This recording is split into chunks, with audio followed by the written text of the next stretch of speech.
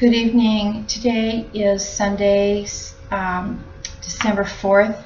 We're on the tail end of our course on the home stretch here. So I hope things are going well. It appears that all of you are pretty much keeping up with the course and doing well. So I just want to encourage you to finish strong and finish out these last couple of weeks. This week we're talking about assessment, purposes of assessment. And I want you to be thinking about the purpose of assessment and what your results will mean. What will you do with those assessments? I would also encourage you to think about assessments that you've given in the past. If you're using a unit that you've taught previously, please don't just put the assessments in there because that's what you've always done. I want you to think carefully about their purpose. Remember that assessment is both for learning and assessment of learning. The first article that's listed under your discussion board resources, the best value in formative assessment, talks about the difference between formative and summative, how to use it, and also how to use summative assessment for formative purposes. What are you going to do after you have finished that final assessment with your students? What is your next step, and how do you use that to form your next work with your students?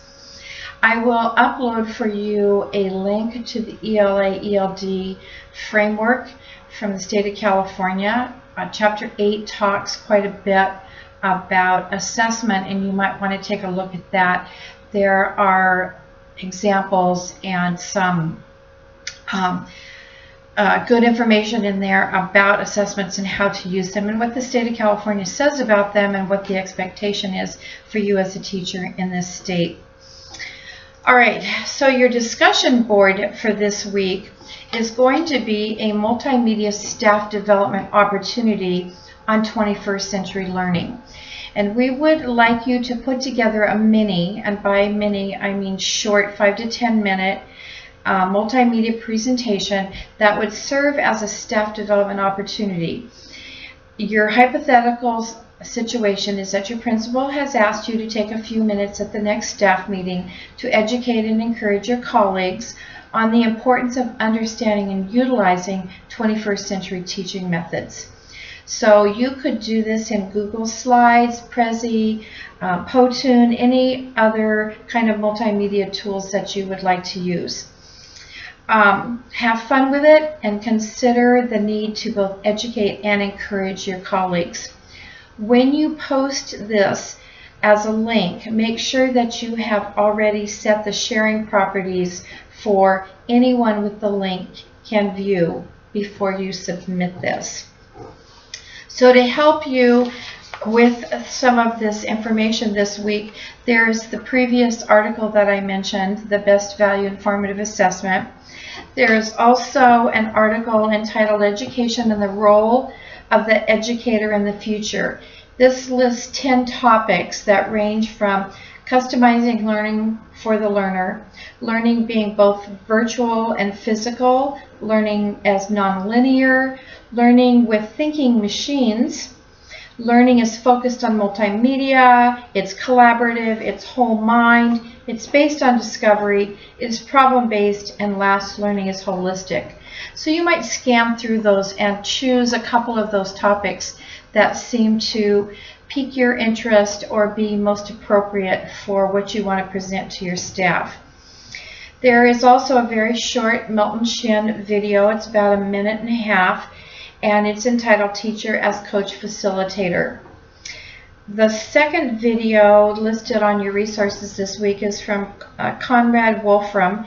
It's a TED Talk of about 20 minutes, and it is centered around math. So that would be especially appropriate for those of you that focus mostly on math instruction.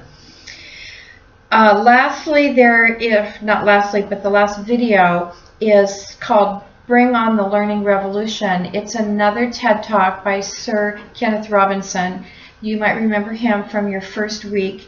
It is also about 20 minutes long, but he's very engaging and easy to listen to. And his topic is revolution in education. There is also on there a link to a 19-page guide called the 21st Century Skills, Education, and Competitiveness. You might have seen this in some other staff development within your district. This is put out by the Partnership for 21st Century Skills. And just as a little hint, page 10 has a list of what we need to do now. So you might want to take a look at that section of the guide. All right, I hope that will help you to put together your multimedia presentation. And then secondly, for this week and finishing up in week 8, you're going to begin your unit assessment plan. And I believe most of you have kept your process to one template, where you started in stage 1, you've listed your essential questions, your objectives, your standards, what students will know and be able to do. And then from there you went into stage 3 and you listed your learning activities, and that's the piece that's due tonight. And I hope you're keeping this as one template. It's just easier for both of us to do that. It's really a little bit out of order. I think I've mentioned this before. So for the next 2 weeks, you're going to go back into stage 2 and you're going to finish this out. You're going to describe at least one formative assessment for each of the 5 lesson plans that you did in stage 3. You might have referred to these in stage 3. If you did, then simply kind of paste that into stage 2.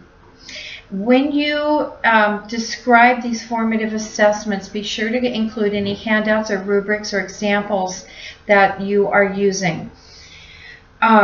It says in the directions to list all your pertinent standards, objectives, and essential questions, but remember, we're working on one template and not 5. So those are already listed in stage 1. I see no need for you to create a separate template for each of these. So simply insert your assessments into stage 2, and you can label it formative assessment for lesson 1, formative assessment for lesson 2. Your summative assessment that you're going to put into this stage 2 also is your end product. This needs to be something that is rigorous, and it must show that your students can demonstrate mastery of the essential questions. So this is the place where your learning activities are going to allow your students to be successful in stage 2 with the formative and the summative assessment, and that summative assessment is going to lead your students back to stage 1, where they will now be able to answer those essential questions. This, the directions for this indicate that this can be a paper pencil exam that would include a variety of question types as well as an answer key.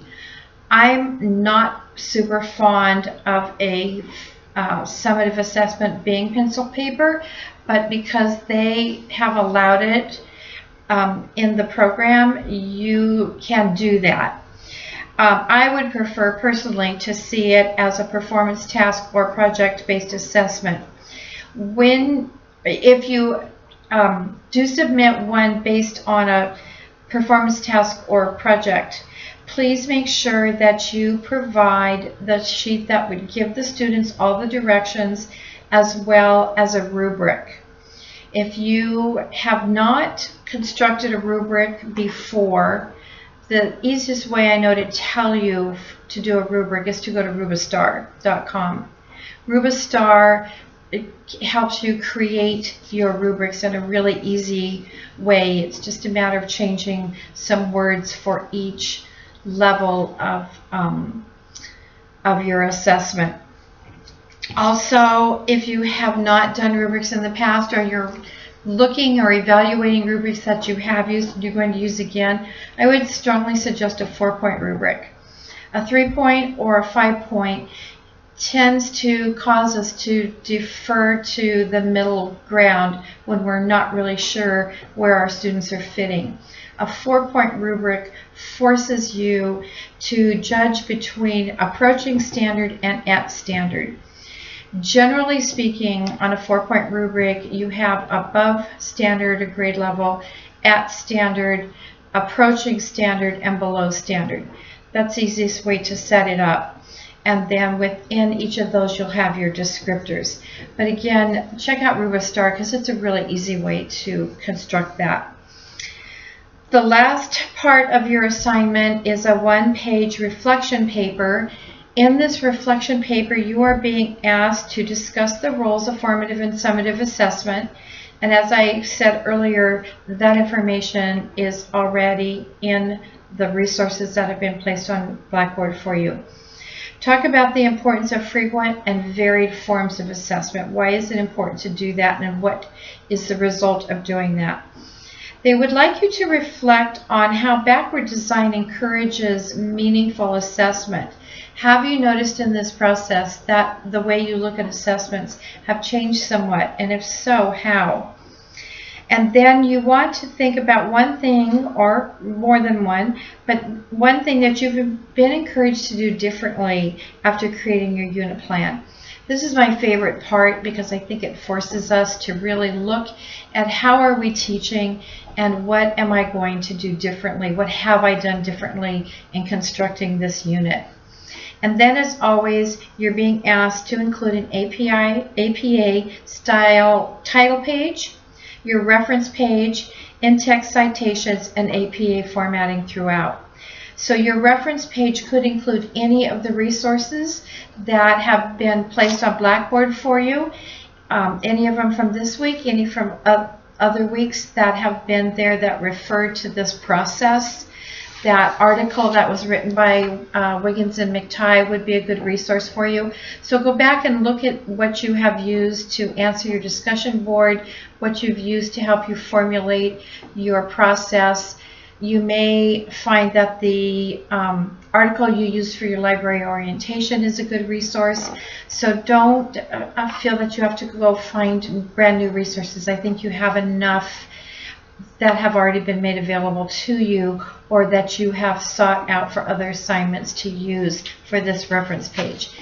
Now, this last piece is not due until week 8, so you do have a couple of weeks to do this.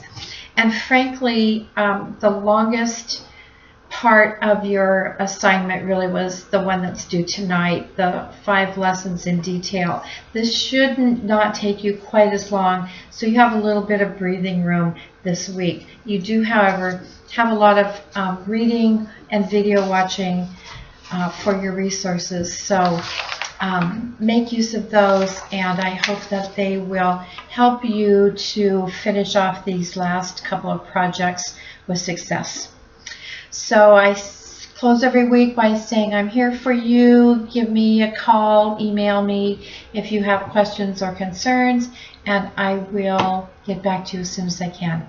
Have a great week, and I hope you're having time to enjoy this holiday season.